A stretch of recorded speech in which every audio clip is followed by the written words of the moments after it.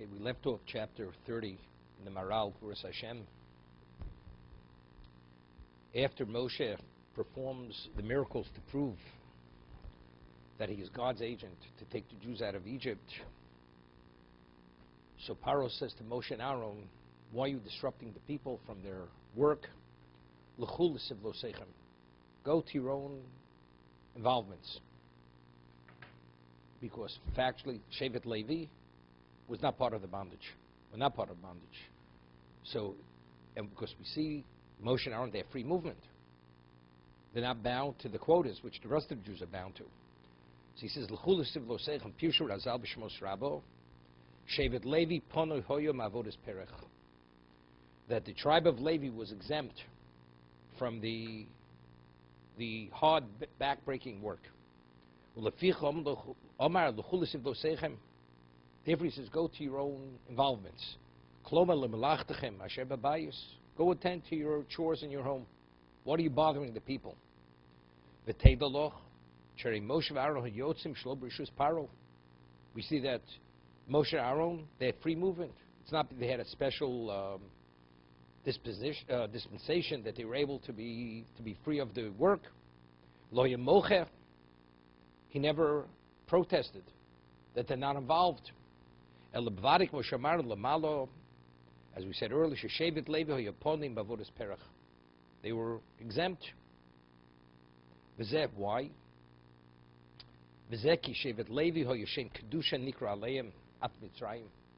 Levi, as the Medrash tells us, they would go out to the fields with scrolls about the history of the patriarchs, the pedigree, sharing with them events about Avraham, Yitzchak, Yaakov,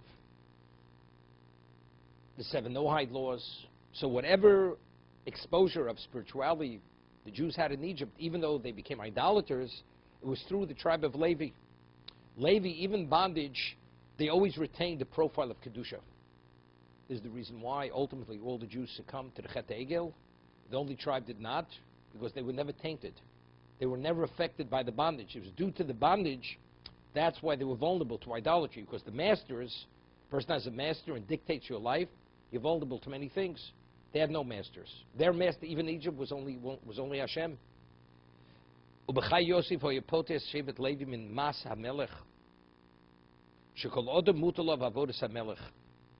We find that during the famine, with the distribution of food, it says, eventually all the lands became government lands, except there was an edict that was given out by Paro that the lands of the priests are exempt. That the priests retained that. And all the tax of the government, the priest class is exempt. So since Levi is the priest class of the Jewish people, therefore they were not conscripted into the service of the government.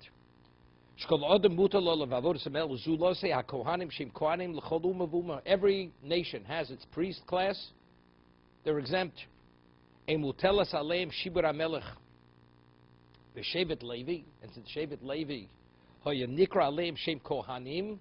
since they were classified among the Jews as the priests, and they're preoccupied with serving God, that's why they were exempt from the service of the king for this reason. Even when the bondage was instituted upon Klal Yisrael, because of that original edict that was given and it was written into law, therefore, even at the time when the Jews were enslaved, the Levi class was not enslaved for that reason. It's interesting. This is not, what he's saying here is not explicit in the Midrash. Because firstly, Paro, therefore what? Because you realize that the Levi was not in part of the bondage created problems for Paro. Created problems, because here they circulated among the Jews, and they actually bolstered and gave them confidence. They did many things. Now this creates a problem. Otherwise, they would have actually totally submitted to the Egyptians, their whole identity. Why were they able to retain their Jewish pride? Shalashini Lashonam, Malbusham, and Shmom. They retained their identity. Why? They should have forgotten who they were. Because this was fueled and supported continuously by Shevet Levi, sharing with them who they were. And that they never forgot that special pedigree that they had. The Midrash says differently. The Midrash explicit says that initially he worked as the Perach. So one interpretation, Perach, Rashi says, soft-spoken. He sweet-talked us. He himself, Paro, took off his regal garments, and he also he was involved mortar and brick. He says, you see, I'm doing it. So the Midrash says, if the king himself does it, and here we're here, how could we not assist? How could we not participate? Amram, being the leader of the generation, says, don't be fooled. Right now, they don't understand what your true capacity is and your capability is. The moment they understand what your capability is, they're going to enforce it, and they're going to force it upon you. This is only a ploy to understand what your capacity is. Don't listen. The only tribe that listened was Levi, because Amram himself was a Levi. So the Leviim listened to Amram. The rest of the Jews said, look, we feel it's not right, it's not being appreciative, we're going to participate. And the moment they did, that was the end. So because Levi initially did not sign up as contributors, therefore they were always out of the picture. They were never called. They felt they weren't capable. It's interesting. We find that when Yaakov came to Egypt and he presented his brothers before, which ones did he present? The weaker ones. The ones that looked weaker, not the ones who were more powerful. Because again, he didn't want Paro should have any inkling of what their capability was. Because he says the moment they understand who you are, that he's going to impose and he's going to conscript you. We want to stay out of it. Let him not know who we are. Regardless if he thinks that we're worthless, let him think we're worthless. He says, besides this reason, why they weren't conscripted, there's a profound reason.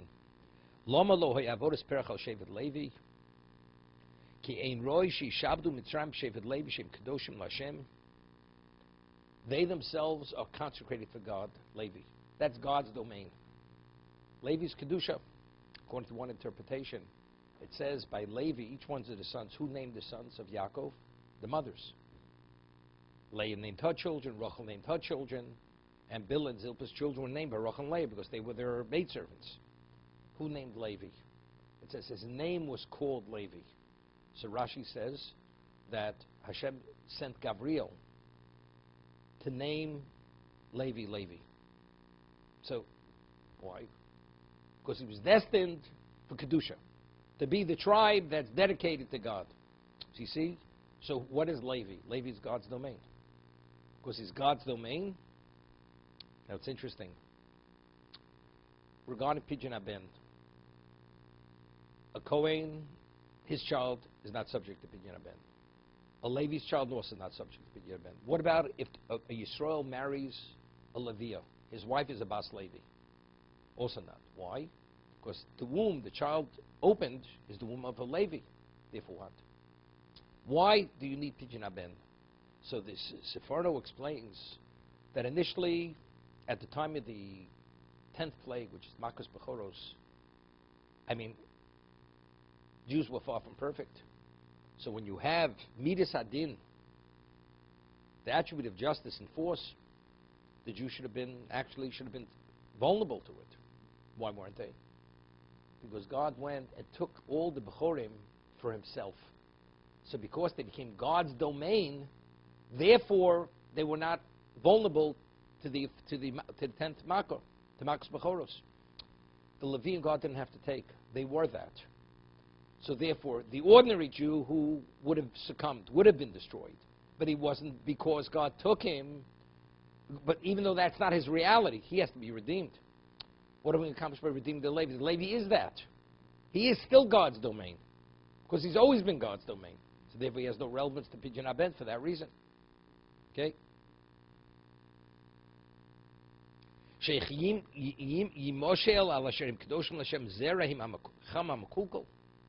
It's unconscionable. How could the descendants of Chum, who's corrupt, dominate and rule over the progeny of God, who have Kedusha? You understand? It's not only because it's God's domain. How could Zerah God Chum, the seed, the progeny, the children of Chum, how could they? It's like the slave ruling over the master. It's not possible. But this is just not all master in the physical sense. This is master in the spiritual sense.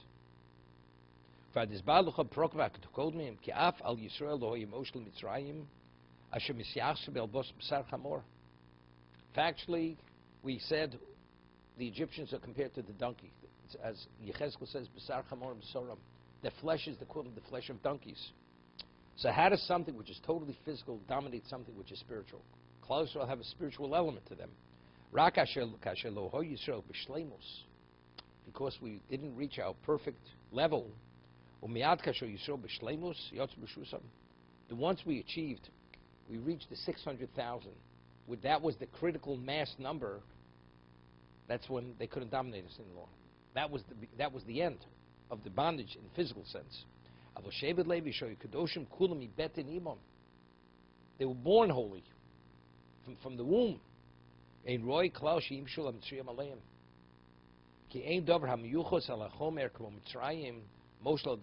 Something which identifies with material, with physicality, with earthiness. It's another domain. It cannot rule and dominate something which is holy. It's a different realm. It's the realm. Could a human being dictate an angel? Over an angel can't. An angel is spiritual or physical. Therefore, they were exempt. They were removed from this physical backbreaking work.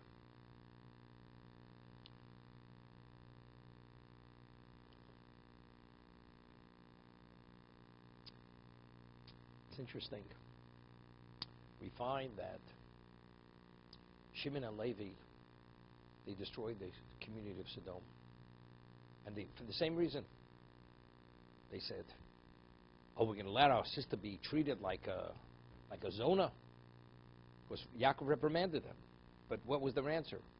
We couldn't tolerate this. So they both did it for the same reason.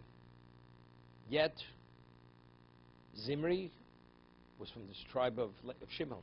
He was the prince. And he was involved in a level of Chil Hashem. It was a level of physicality, engaging with a Midianite princess in cohabitation, in public. And if you read the Midrash, how many times he cohabited with her, it's exaggerated physicality. So here initially, the two of them jointly, for the sake of Yaakov's honor, for Kedusha, totally destroy all the males of Shechem. And now each one goes his own way. Shimon goes and creates this Chil Hashem with Kozbi Basur, which is physical, Chomer, at the worst level, totally divorced of Kedusha. And who kills him? Pinchas, who's Levi. This is Kadon Pogimbo. And that was the Kinnis Hashem, that was God's vengeance. He avenged.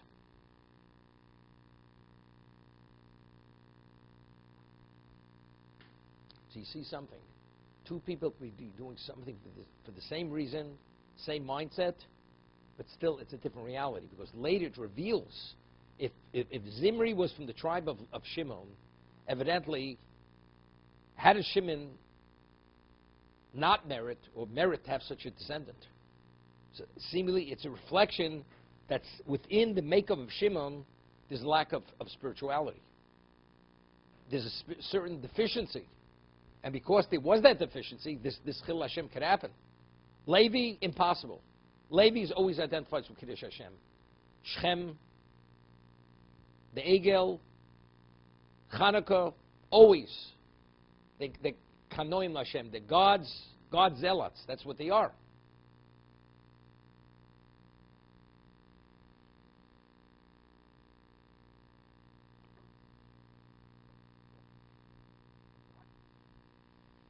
Maral points out something interesting now. When was Moshe sent to be the Redeemer? At the burning bush, what does God say to Moshe? I heard their outcries of the bondage. It was only after the Avodas Perach, the back-breaking work, it was going on for an extended period of time, and they started to slaughter the newborn children as Paro was bathing in their blood because he was a leper. We reached a point, God says, now I know what I have to do. And that's when Moshe had the experience at the sneh, the burning bush. I heard their outcries. Vini lo tziva kodesh baruch lasses miyad osis lefnei Paro acha shehichbid Paro havod aleim. It was only after Paro had increased and asserted himself on the most extreme level of slavery. Only then. Now I want you to go perform the miracles, the signs, to prove that you're my agent. One out immediate, one out sooner. Valdas Razal b'Shemos Rabba came she goes a Paro Cain Holach Moshe leMidjan v'Osa Shem Shish Chadoshim. When Paro instituted the bondage this level, Moshe went to Midjan and he spent 6 months in Midjan. Va'aron ha'Yoshim Mitzrayim v'Osa Shor Herzi Moshe Ishto Bonov leMidjan.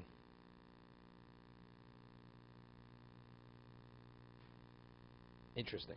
He says, Moshe originally spent 6 months in Egypt, and Aaron came because of Paro Cain Holach Moshe leMidjan, and he spent 6 months. Aaron ha'Yoshim Mitzrayim v'Osashor Herze Moshe Ishto Vonov leMidjan. Oramru Achashishchad Nigla Kodesh Baruch Hu Olav b'Midjan. 6 months later, God revealed Himself to Midjan. V'amlo Leich Shuv Mitzrayim. It's a whole different understanding. According to this Midrash, Moshe went to Midjan on his own. Then he left. He went back to Midjan. After 6 months, God appeared to him at the bush. He says, you must return to Egypt. Not return from initially when you fled. You must return after this hiatus of 6 months. Lech Shuv Mitzrayim, but Moshe Midjan v'Aaron Mitzrayim. So they met in the desert, as it says. So Moshe is coming from Midjan, Aaron's coming from Egypt. Upogu behem shotri Yisrael, keshem yotzim fnei Paro. Haha. He's explaining it this way. It's a whole different understanding. When did things really get bad? Very bad. When they withdrew the straw subsidy. When they withdrew the straw subsidy, Moshe left Egypt for 6 months, according to this Midrash. It was backbreaking. He went initially, the burning bush. And then afterwards, when they withdrew the straw subsidy, he left. God says to Moshe in Midjan, now, return. So return. Aaron was in Egypt. Moshe was coming from Midjan. Where did they both meet? He says, go back to Paro. So they both met going into Paro. As they were going in, the Shotrim, the Jewish taskmasters, they were coming out. Because what did they say to him? We're doing our best. We can't meet these quotas. So what did Paro say? You people are a bunch of lazy people. Because the only reason why you're complaining and thinking about freedom is because you have too much time on your hands. Therefore, you're going to have to gather your own straw. That's what he said. Kain od b'Shemos Rabba doma dodi litzvi. We say that my beloved is similar to the deer. Matzvi nigle v'chosev v'nigle. Hear this, a deer. You see a deer, and all of a sudden it goes and hides in the bush. Then it appears again. My beloved is similar to the deer. You appeared,